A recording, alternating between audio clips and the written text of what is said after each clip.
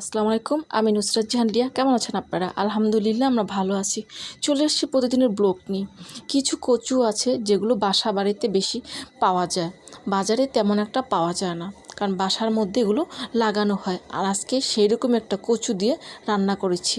আসুন দেখাই, শেয়ার করি আপনাদের সাথে কচুর তরকারি। বসিয়ে দিয়েছি প্যানেতে দিয়ে দিচ্ছি তেল, দিয়ে দিচ্ছি লবণ হলুদ মাখানো কার্ফু মাছ। আমি 2 পিসই মাছ নিয়েছি।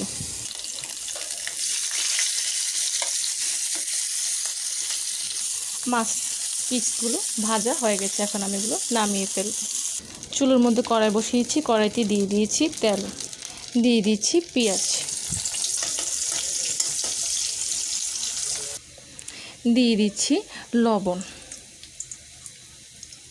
হলুদের গুঁড়ি, ধনিয়া গুঁড়ি, অল্প করে শুকনো মরিচ গুঁড়ি, কাঁচামরিচ, রসুন বাটা, আদা বাটা, জিরে বাটা। মশলা কষানোর জন্য দিয়ে দিচ্ছি পানি।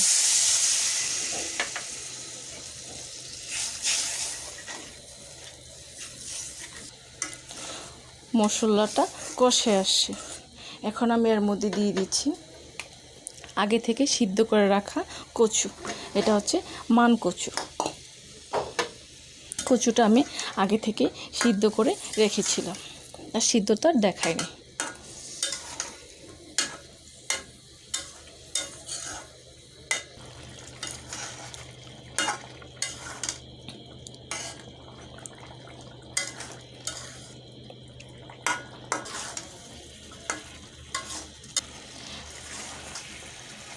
কচুরা যেহেতু আগে থেকে সিদ্ধ করা ছিল, আর এখনও ভালো মতো আমি কষিয়ে নিয়েছি। দিয়ে দিচ্ছি ঝোল,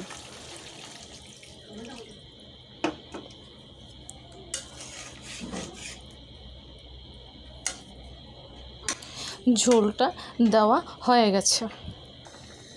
দিয়ে দিচ্ছি ভেজে রাখা মাছ। সবাই বলতে পারবেন মাছ 2 পিস কেন? অ্যাকচুয়ালি কচুটা খাওয়া হবেই একজনে, আর যার কারণে 2 পিস মাছটা দেওয়া হয়েছে। আমি বলে দিচ্ছি, চাইলে বেশি মাছও দিয়ে রান্না করতে পারেন। যেহেতু একজনে খাবে এই জন্য আমি 2 পিস মাছ দিয়েছি। তৈরি হয়ে গেছে মান কচু দিয়ে কার্ফু মাছ। কচু দিয়ে কার্ফু মাছটা একেবারেই রেডি। আমি চুলাটা অফ করে দিয়েছি, এখন এটি নামিয়ে ফেলব। তৈরি হয়ে গেছে কচুর তরকারি, মান কচু দিয়ে কার্ফু মাছ।